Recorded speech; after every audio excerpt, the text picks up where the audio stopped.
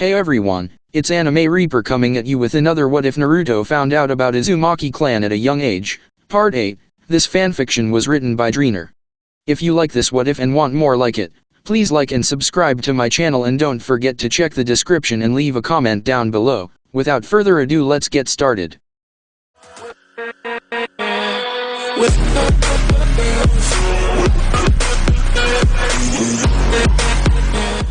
Chapter 15, Seven Tails. Hokage Tower. Hearing the council complaining about nothing at all was slowly driving him mad.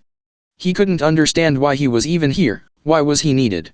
Sarutobi thought they wanted to hurt Naruto, but he knew too trustworthy Umbu was watching him. He knew they wouldn't let him out of sight, and he was safe. He pinched the bridge on his nose, his eyes roamed around the council room and stopped at his old friend, Danzo. They both were old shinobi, good at hiding their emotions, but Sarutobi could tell that something was up. Just the way the edge of his lips was slightly upwards worried him. He remembered that Naruto told him about the emotionless Umbu spying on him when the first attack happened. Hiruzen hoped his eyes were playing tricks with him, but he couldn't help but have a bad feeling on his gut that something was up with this council meeting. Kakashi was away in an S-rank mission, leaving Bear and Cat to protect Naruto if needed. Sarutobi had received a letter from Jiraiya informing him that he would arrive soon. He hoped he had answers for Naruto's chakra. He had read a few scrolls and books and found no answers, not good enough answers. He remembered and heard from Tobirama-sensei that nature itself looked to react from Hashirama's mood and his chakra. That was proof enough for Sarutobi to believe that Naruto had Senju blood, but the question remained, how, and Hiruzen found no answers. He glanced at the photo of Minato hanging on the wall. The old Hokage wondered if his successor had any secrets that he didn't want anyone else to know. Thinking about Minato made him remember how Naruto felt if he was happy here. The old Hokage was no fool, and he knew his surrogate grandson wasn't happy. No, he needs a family, but who can give him that? Minato, what would you think about the village you gave your life for? What would you feel about the way they treat your son? Sarutobi asked himself and decided to ignore it, for now. He put that question at the back of his head and focused on the pointless council. Hokage-sama. One of the civil council members asked, looking at the Hokage. Sarutobi narrowed his eyes at his tone, leaking his ki, showing who was in charge here. The man looked to get the message as he put his hand on his chest and tried to catch his breath. His color was gone from his face. White as milk, and his hands shaking. Yes, Hokage replied quietly, his hands clenched together in front of him. Another man close to him suddenly stood up. What he wanted to ask was, what will we do with the demon? The man asked with a disgraceful tone. The old Hokage closed his eyes, his hands clenched tightly, and his shadow looked to grow behind him. His eyes couldn't be seen.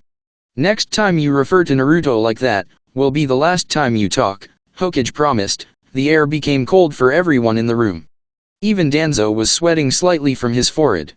The man fell back on his seat, his face white as snow, his mouth hanging open.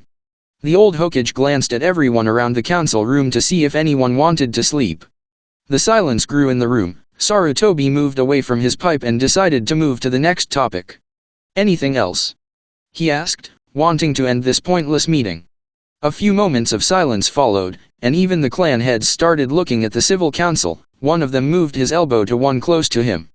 The man looked to wake up and opened his mouth to talk when everyone suddenly felt a surge of power, and it came from outside. Every ninja in the room stood up, looking at the windows when the power stopped. It disappeared as fast as it appeared despite feeling it only for a short moment. The old Hokage recognized Naruto's chakra. Without a second thought, he moved his fingers, and 3 Umbu showed up. With me, he ordered and left through the window in a hurry. Please be safe, Naruto, the old Hokage thought. Jumping from roof to roof, they reached a hallway that was close to Naruto's apartment. Sarutobi felt his heart beating in his throat. The smell of blood was in the air. The old Hokage knew that smell way too well. The thought that the smell came from Naruto frightened him. They were jumping down. His eye was met with a view that came out from a war battle. Blood was dropping in the ground from the corpses that were torn apart and hanging in the air. The blood was streaming down the halfway like a small lake. Sarutobi saw wood piercing through their flesh and bones. Guts falling on the floor, making a terrifying sound. Snow was red, some of the villagers had their faces split open, from wood piercing them behind their heads and splitting their faces, skin hanging from limbs to limbs. Wood looked to have grown inside some of them and come out from different parts of their bodies. Sarutobi looked at some of them that looked like branches of a tree coming out of their bodies. All their eyes showed fear and terror, their mouth left open, screaming until death embraced them. Sarutobi closed his eyes, snow falling on his hat. He opened them again and ignored the carnage in front of him. He didn't count them, but he knew they were at least around 30 bodies lying around.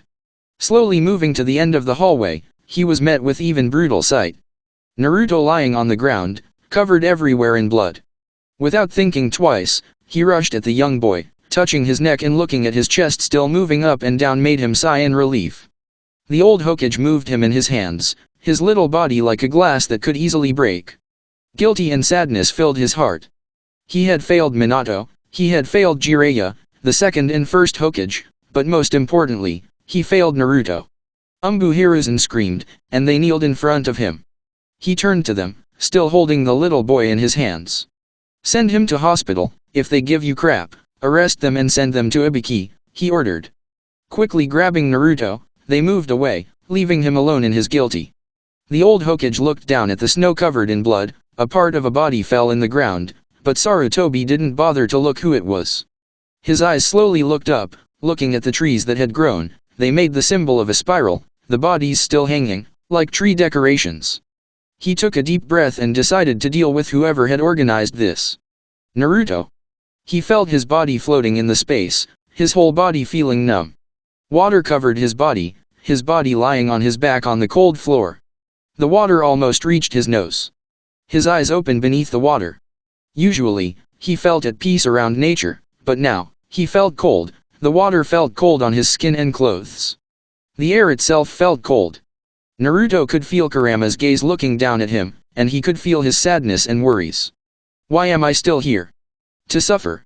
Naruto asked himself. He tried very hard to close his eyes and tell himself that it was all a dream, but he could still feel the pain and hear their screams. Closing his eyes, visions of their blood falling in the frozen ground like a waterfall was in front of him. Naruto wanted to believe all this was a dream, and like any other dream, he would eventually wake up. Tio-san. Is this the village you protected? This village you gave your life for? Did you, you? No. This. Naruto asked himself, his blue eyes gone. Instead, they were red like blood on my hands. Naruto, Kurama called him, concerned about his well-being. Naruto slowly raised his body, his eyes looking at the giant fox behind the cage. The trees weren't green anymore, their leaves turned brown. He was falling softly on the floor covered in water. Naruto went to his friend. Why do people do this to me? Naruto asked, his voice tiny and breaking. Tears on his eyes. Kurama wasn't sure how to answer. Looking at Naruto, he leaned his head closer to the bars. People in the village feel grief, and they want to blame someone for their loved ones. I'm not around to blame, but they know. I'm sealed inside you, so they blame you. Humans always want to blame someone. Forgiveness and blaming yourself for your problems are not attributed that humans are known for. Kurama replied, sure that Naruto wouldn't understand it. He was still only a little boy. Naruto heard his answer and kept quiet, his eyes looking at Kurama's red eyes. After a few moments of silence, he stood up on his legs and walked towards his friend. The water felt heavy on his legs, and then he stood in front of the cage. He raised his hands, not shaking despite being close to the Kyuubi, the strongest demon in the world. To Naruto, he was a friend, and his hand softly touched his fur. Thank you for being here, Kurama, Naruto replied with a smile on his face. Kurama grinned and felt the positive feeling of Naruto slowly coming back, and the trees looked to be returned to their old self. Always Naruto, Kurama replied happily, and he could swear he saw his father standing behind Naruto with a smile on his face. His red hair reminded him of the time when things weren't as bad. He reminded Kurama of Roku as well. Are you the one? After 3 days, hospital. Lying on the hospital bed was Naruto, his red hair covering most of his face. The old Hokage was sitting close to him. His eyes looked down at the little boy with spiky red hair. Sarutobi knew Jiraiya would give him hell for what happened to Naruto, and he couldn't really blame him. No, he blamed himself. The two umbus that were supposed to protect Naruto had reported that a fight had started close to them. They had left to deal with it. When they had returned, finding the Hokage looking at what was left of the mob that had attacked Naruto. Sarutobi hadn't told anyone about Naruto using wood style, and they didn't need to know. Returning to the council meeting, he had ordered the whole civil council to be sent to Ibiki for questioning, much to the surprise of everyone else in the council. Shikaka was quick to put two and two together and had immediately asked if Naruto was alright. It broke his heart to say that Naruto had been beaten by a group of idiots that couldn't tell the difference between water and glass that holds the water. The wood in the hallway had been quickly burned to disappear any evidence that wood style was used. The bodies had been buried despite deserving to be left to rot. Hokage knew Kakashi would as well return soon from his mission, and he didn't know how to tell him that a mob had beaten up Naruto. I have failed. Suddenly the window was opened. The old Hokage didn't bother to see who it was. The air suddenly felt much colder, and a shadow stood close to the old Hokage looking at the little boy lying on the floor. Who did this? Jiraiya shouted, slamming his hand on the table close to his sensei. The old Hokage turned and glared at his student. Jiraiya always looked happy. It was hard to piss him off, but now he looked more pissed than when Orochimaru had left the village. Sarutobi put the finger on his lips to tell him to be quiet, and he moved his head in a gesture to follow him. He followed and reached the Hokage office. Reaching it, he put a silence seal and told his umbu to leave them alone. He turned to his only student, who still worked for the village. His body was leaning against the wall waiting for him to explain. 3 days ago, a mob attacked Naruto. I was busy in a dem meeting, and the umbus that were supposed to protect him were dealing with a fight that had occurred between civil and shinobis. When I reached Naruto, everyone from the mob was dead. Death by wood, Hiruzen explained and waited for the furious shouts to come, but instead, he was met with silence. Jiraiya just stood there and looked to be thinking about what he had just said. After a minute of absolute silence, he moved away from the wall and turned to look at his old sensei. I'm taking Naruto with me to train then, Jiraiya stated, with a tone that he was saying a simple truth that would happen no matter if he liked it or not. Hiruzen wasn't surprised to hear that. He grabbed his pipe and smoked from it, trying to ease the pain on his head. He glanced at Minato's picture before looking at Jiraiya again. Removing the pipe from his mouth, he cleared his throat to speak. You said it was dangerous, old Hokage reminded him. That would be, but where I'm taking him, no one would be there to cause him to harm or even spy on him. Old Hokage's eyes widened, understanding where he meant. Pinching the bridge on his nose. How long? Hiruzen asked, wanting to know how long Naruto would be away from the village. 4 years. What about the academy? Hiruzen asked, thinking that Naruto could spend more time with his friends once he started the academy. Once he returns, you can put him in the class he was supposed to be if he never left, Jiraiya stated. Closing his eyes, he remembered Naruto lying with blood covering his whole body. Is granted. Ashira Uzumaki. The sound of the sword hitting wood could be heard throughout the forest. She moved her hands again and slashed the tree in half. The tree fell to the ground. The tree was still young but still was an achievement. Sweat covered her face, breathing heavily, trying to catch her breath. She decided to lay down on the grass and rest, and her purple eyes looked downwards at the seal on her wrist. The seal was a red color and had appeared when her mother had died. Her thoughts went to her mother and father. She knew what had happened to her father, and her mother was buried close to a tree. Her red hair reached to her shoulders, her small sword tightened behind her back. A symbol of phoenix was on the pommel of the blade, a yellow bird spreading his wings, beneath surrounded by flames. It had been months. Asha wasn't sure how many since the hidden village of Taki had found her. The town was full of waterfalls, even the air itself looked to have tiny drops of water in the air. The leader of the group was Lord Shivuki. A young man with black eyes and long, dark brown hair going just behind his neck wore gray pants and a green shirt. The village was built around a lake, and the water was very relaxing. Some village women would sometimes wash in a hidden lake away from their eyes. Asha hasn't bathed in any lake yet, but that wasn't important to her right now.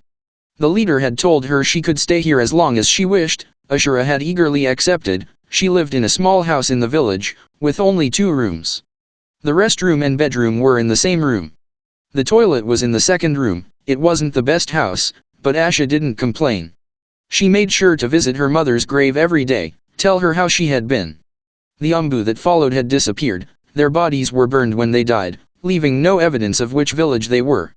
Asha didn't know, but she promised herself to take revenge on whoever ruined her life, and killed her family. Asha had started studying shinobi stuff the third day she had arrived, mostly on seals. Sadly Taki had no seal master, and the last one had died 2 years ago. Walking back to the center of the village, Asha was heading to her home and glancing at the seal on her wrist. The seal looked like a spiral, with an empty circle in the center, with a small flaming circle surrounding the seal. She didn't know what the seal meant. Deciding to ignore it and think later about it, she heard a sound coming from a store. "Get out and stay out, I've told you before, you're driving the customers away." A shout was heard from a nearby store. A girl ran away from the store. She had green hair. Asha looked around her, noticing the disgusted look of everyone around. She wondered what their problem was. She had seen the girl before but didn't have a chance to talk to her, deciding to follow her. She ran after her. Soon she reached a big tree that was in the center of the village. The tree looked almost 3 times the size of a typical tree. The branches looked big enough to be a tree on itself. Much to her surprise, insects were flying around the leaves. But her eyes quickly stopped to a tree house. A smile slowly spread on her face, and the house looked exactly like the tree house she had before. Hell was even more significant than hers. Asha decided to look at it more closely. She walked up to the tree house to find the girl lying on the floor of the house. Her hands clenched together in front of her chest, her eyes looking at something in her hands. Deciding to reveal herself, she cleared her throat, making the girl stand up immediately and turn to her. She had spiky mint green hair, tanned skin, and wore a short white shirt that showed her midriff with a white mini skirt with bandages on her legs and under her shirt and white armlets, wearing blue shinobi sandals. Asha could tell the girl was scared of her, her eyes looking at her terrified. "Don't worry, and I won't hurt you. I'm a friend," Asha said, trying to ease the tension between them. Her eyes widened at her words. A smile spread on her face. "Friend?" she asked with a small voice. Asha nodded her head. "Yes, and my name is Ashira, you can call me Asha, Tabane." She introduced herself with an open hand in front of her chest. "My name is Fu, friend Ashira." Ashira is 5 years old. Chapter 16, Mount Myoboku. Naruto. Opening his eyes, he was met with light shining on his face. Everything seemed blurred. Naruto quickly put his hands in front of his eyes to see clearly. His blue eyes roamed around, noticing that he was in a weird room. The walls were brown and weren't vertical like they usually are. The walls looked almost bent, making Naruto wonder how this house even worked. He could smell the scent of something boiling inside his room. His eyes went to a pot that looked made of something of dark color, beneath fire burning boiling whatever inside. The smell came from it, and Naruto wondered what was inside. His eyes turned back to the open window where the light of the sun came from. It wasn't a window, more like a hole in the wall. He slowly stood up and looked outside to see the bright blue sky, which put a smile on his face, but he immediately noticed that he wasn't in the hidden leaf here. The grass and ground were the same. He could see a weird tree that looked like big leaves raising from the ground. In the tip of them was a small hole and water came out, falling in the lake. Naruto wondered where he was, but he couldn't shake the weird calm and relaxing feeling he was getting from this place. His eyes then turned to look at some giant toad statues. He slightly scratched his cheek, wondering what kind of place was this. He closed his eyes but couldn't feel anyone around. The door opened, and Naruto to see a toad looking at him. For a moment, he just looked at him and closed his eyes tightly, thinking this was some weird dream.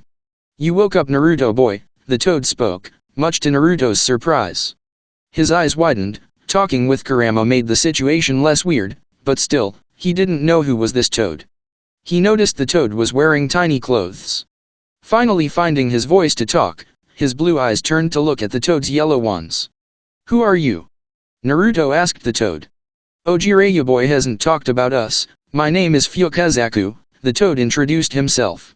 Naruto's understood who the toad was. His godfather had told him that he had the toad summoning contract. But at the same time, wondering where Toadjiji was, why he wasn't here, and where even he was in the first place. Noticing the hesitation, "You don't need to be afraid. And Jiraiya will come soon, he was even the one who brought you here," he explained, and Naruto nodded his head in understanding. "Kurama? You there?" Naruto asked, wanting to know if Furball was asleep. "Right here. Where else would I be?" Kurama asked with an open eye looking tired. "Oh, Okage, just wanted to know if you were awake," Naruto replied mentally and turned his eyes to Fukazaku, who was looking at the pot cooking something. He turned to look at Naruto. How about something to eat? Until Jiraiya boy comes here, Fukazaku suggested, and Naruto nodded hungrily. Yes, Fukazaku-sama, Naruto replied respectfully and kneeled in front of the toad who was smiling at him. Naruto could see the same smile he saw from Toadjiji, Hokage-jiji, and Tio-Yu-chan. But Naruto wondered why he couldn't feel the toad. He could feel the emotions but not the chakra inside him, making him wonder if the toad even had chakra or maybe a different kind. Naruto, he's using sage chakra, you can't feel him, Kurama replied inside his head, now fully awake. Sage chakra, what's that? Naruto asked, interested in what that meant. Is chakra from nature itself? You will be able to feel his chakra only when you can use sage chakra as well, Kurama replied. Naruto nodded in understanding and felt something touching his shoulder. Escaping his thoughts, he saw Fukazaku touching him with a cane. You zoomed out, okay my boy? He asked worriedly. Naruto just nodded his head. I'm alright, just a talk with Kurama, he replied and saw his eyes widen slightly. So he does talk to you. I have to say when Jiraiya told me you were friends with him, I didn't really believe it, he replied with a slight chuckle at the end. Naruto narrowed his eyes slightly, and his blue eyes turned like ice. Why is that? Kurama is a good friend, he replied, not liking talking wrong about him. I didn't mean anything, I just found it surprising. That's all, he replied and grabbed a bowl for both of him and Naruto.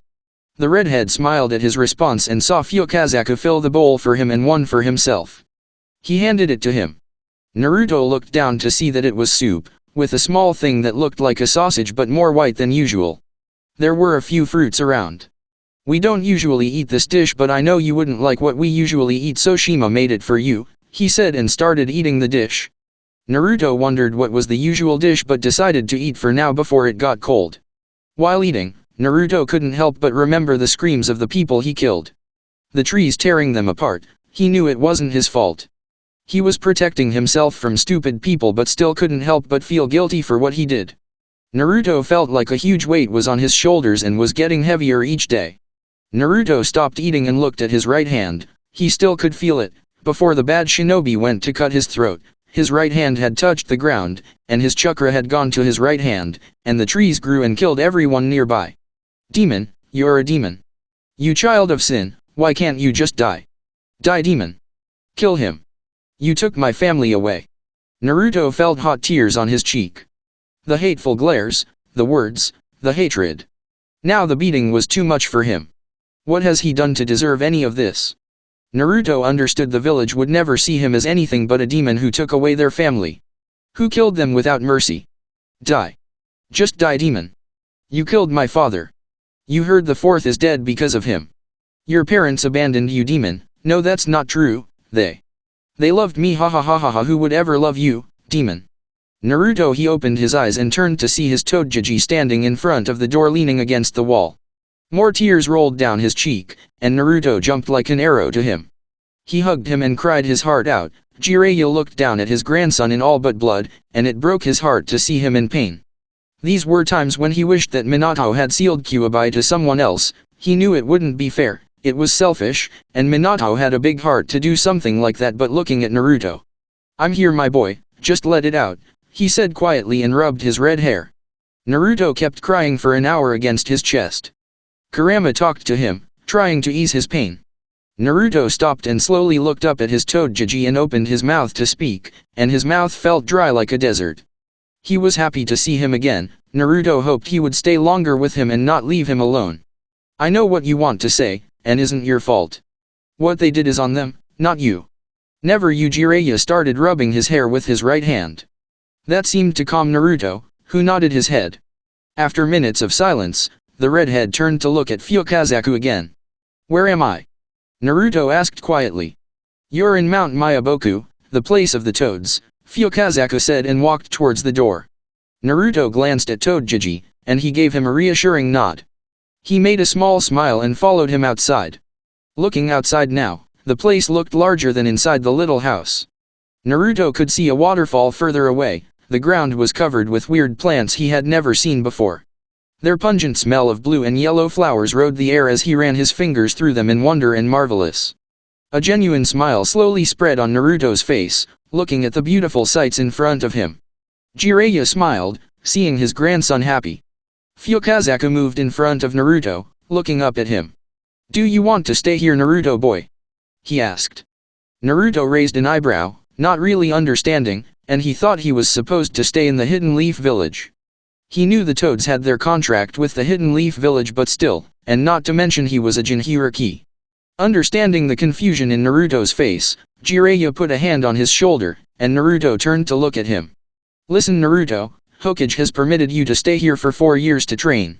I will be here with you as long as I can stay. You can stay here until you feel ready to leave," Jiraiya informed him. His smile like that of Tou-chan on his face, that smile warmed Naruto's heart to no end. "Stay here. This place is much better than the place that hates me," Naruto thought, but then he remembered his only friends. Shikamaru, Koji, and Ino. He wondered if they would feel betrayed for not visiting them. "What about my friends?" Naruto asked with a tiny tone. "You can stay here for 4 years and then meet with them again at the academy. They already know you won't be around for some time because of their parents," Jiraiya replied, rubbing his red hair that looked to be shining under the light of the sun. Naruto looked downwards and wondered. He could feel his Togeji wasn't lying. His mind then went to the academy, and a smile appeared on his face. A place where he could make even more friends. Naruto knew he would eventually meet them again, and the thought of Hidden Leaf Village reminded him of the people inside it. He would meet them again and would return as strong shinobi. He looked up at Togeji and nodded his head in confirmation. Jiraiya smiled and so did Fukazaku. Hearing that answer, he took a small paper note out of his pouch and handed it to Naruto, who had a confused look on his face. "What? A piece of paper?" Naruto asked, not understanding what he was supposed to do with it. "That is not an ordinary piece of paper, it is a paper made from a special type of tree, which is grown and fed with chakra. They are used in products that react to even the slightest hint of chakra in any number of ways, depending on the nature latent in the chakra. This allows a person to know what nature affinity they have." Jiraiya explained, wanting to know Naruto's chakra affinity. Naruto nodded in understanding. "Good, just so you know, all you have to do is place your hand on the paper and channel a bit of your chakra to it and it will react to whatever affinity you have, so if you have an affinity to fire the paper will ignite and turn to ash. If you have an affinity to water the paper will become damp, if you have an affinity to earth it will turn to dirt. If you have an affinity to lightning the paper will crumple up and if you have an affinity to wind the paper will split in two," explained Jiraiya. Naruto nodded his head as he already understood it all and then channeled a small bit of his chakra into the paper. But what happened next surprised everyone, including Naruto. Instead of cutting into 2 pieces as Jiraiya thought, the paper was cut into 3 parts as it fell to the ground, where the first one turned to dirt, causing the grass close to turning to dirt, the second became damp, and grass became wet. The third turned to ash, causing even the grass close to burning slightly. This showed that Naruto had 4 natural nature affinities, 1 for earth, 1 for water, 1 for wind, and 1 for fire. Even Fukazaku was shocked by what he saw. It wasn't that someone had 4 affinities every day but not just normal ones. He noticed the grass and knew Naruto had a high affinity for fire, water, and earth, an average wind affinity. At least for now. On the other hand, Jiraiya expected wind, earth, and water because of his wood style and wind because of Minato, but the fire was probably from Kushina. But she had average fire affinity, not high ones.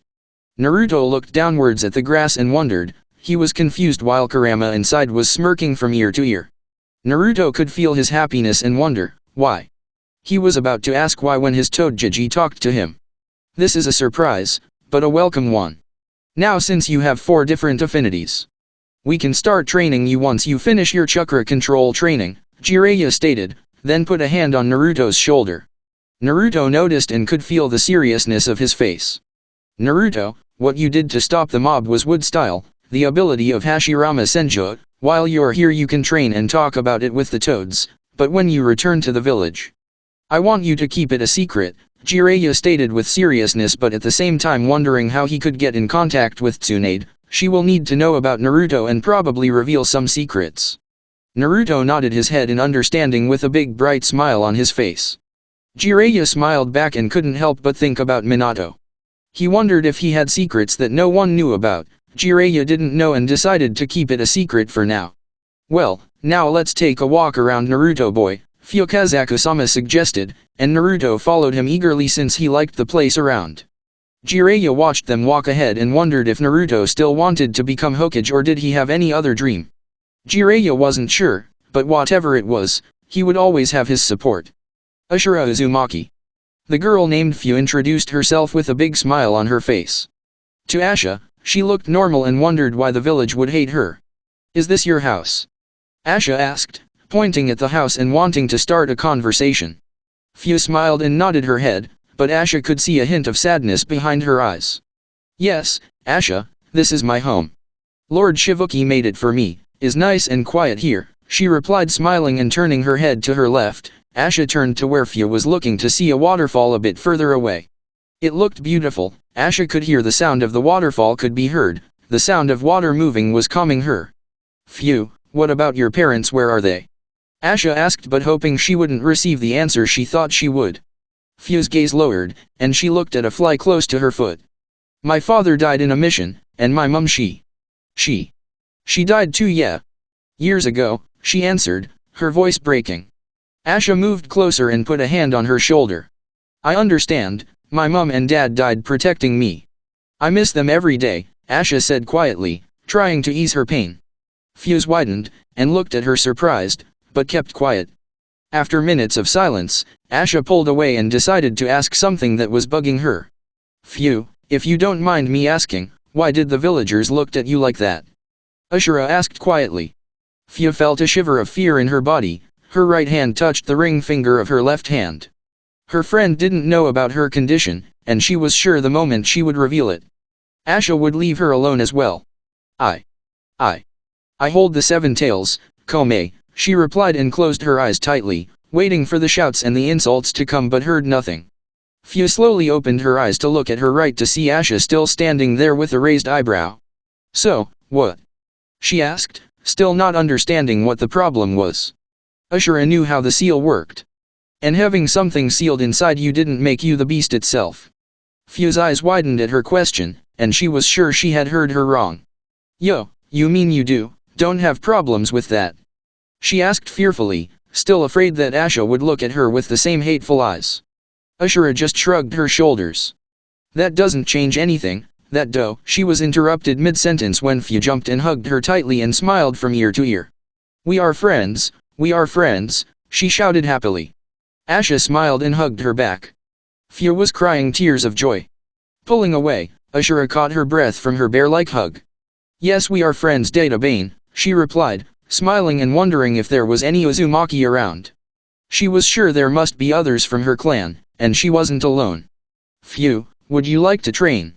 She asked, and Fu immediately nodded her head in agreement. While this was happening, Kome was awake and wondered who this girl that had no problems with Jinhiriki was. At first, wondered if the girl was a Jinhiriki but couldn't feel any of her brothers or sisters inside her. She understood this girl Ashira had a big heart and just didn't care. Now Fu, you can finally have a friend, Kome thought. That all for what if Naruto found out about Uzumaki clan at an early age. Part 8. If you like this story, please show your support by liking the video and subscribing to my channel, and also show your support to the author by hitting the link down in the description.